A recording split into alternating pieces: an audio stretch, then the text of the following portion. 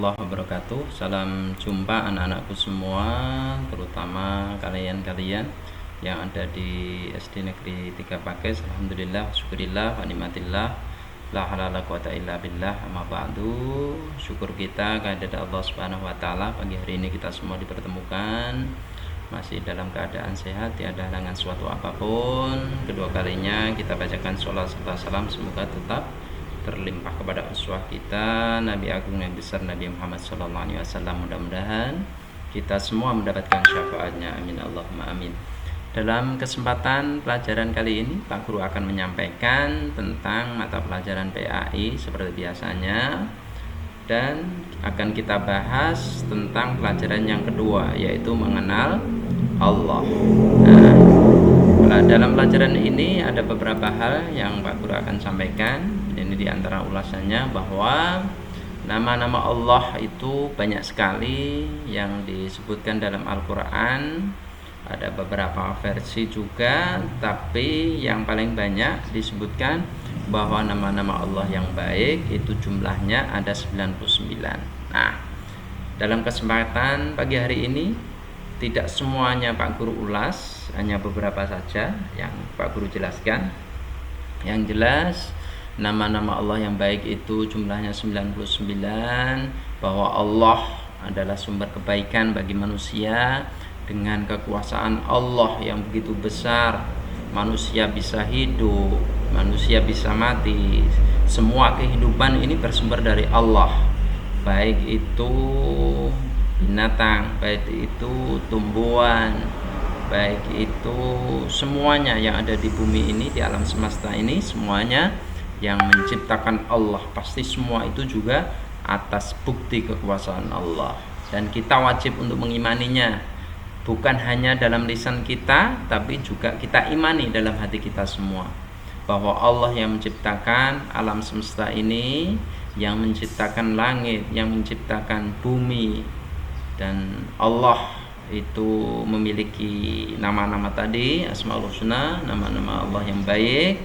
Dan beberapa nama Allah ini akan kita bahas dalam pelajaran pagi hari ini.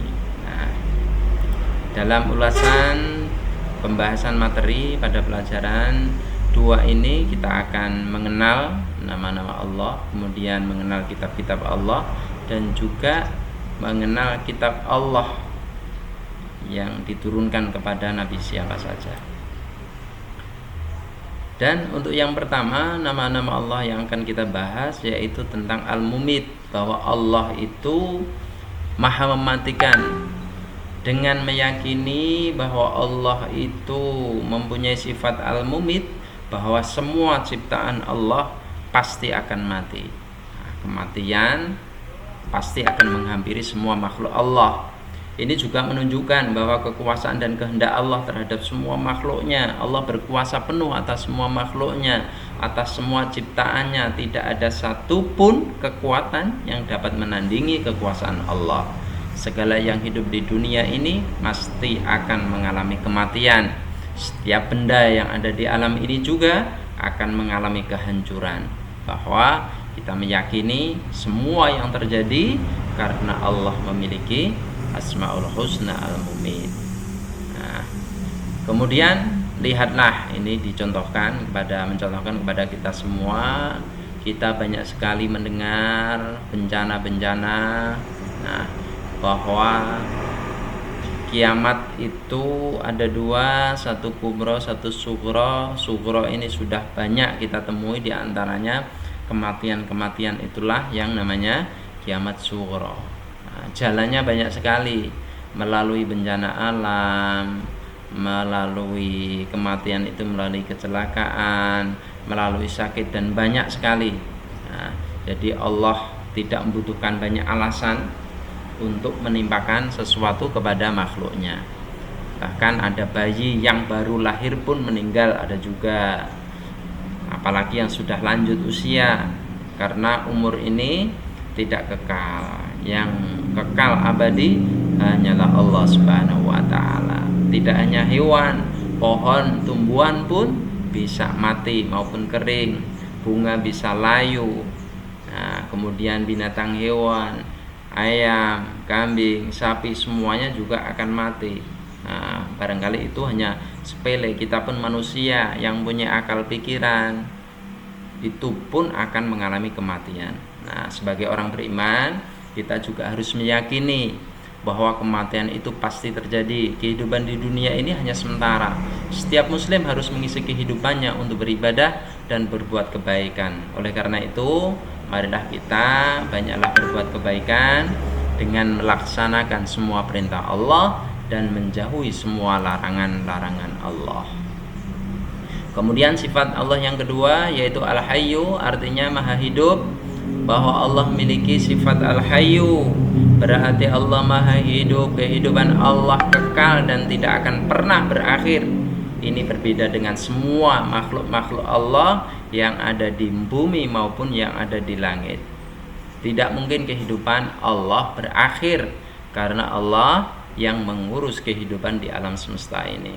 Nah, bisa kita perhatikan di sekeliling kita ada siang, ada malam, atau bagaimana matahari dan bulan bergantian terbit dan terbenam.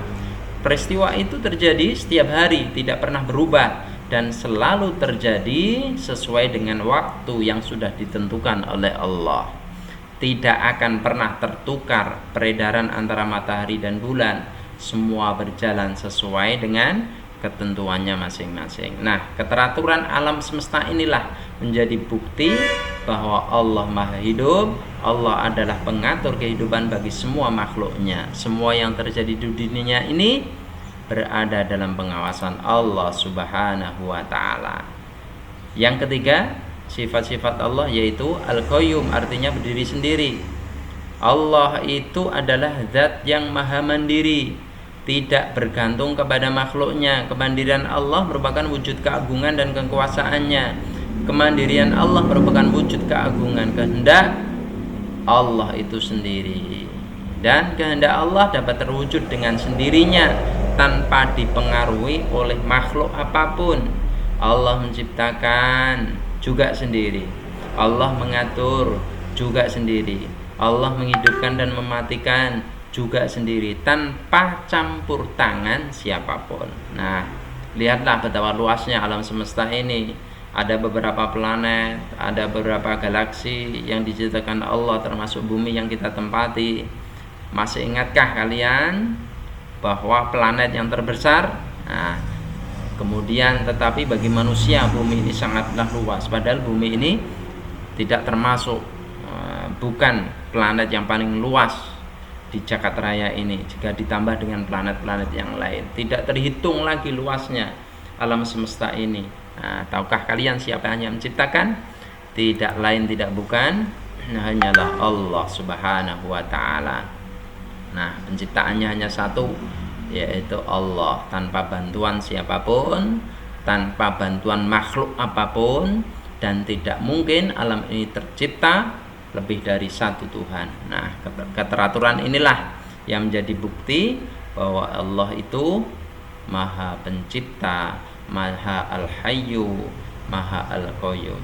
Kemudian sifat Allah yang keempat al-ahad, bahwa Allah itu maha satu. Qul huwallahu ahad, Allahus samad, lam yalid wa lam yulad wa lam yakul lahu kufuwan ahad. Berarti Allah itu maha tunggal, hanya ada satu Tuhan di alam ini, yaitu Allah Subhanahu wa ta'ala. Tidak ada Tuhan lain selain Allah. Allah itu tidak beranak dan juga tidak diperanakan.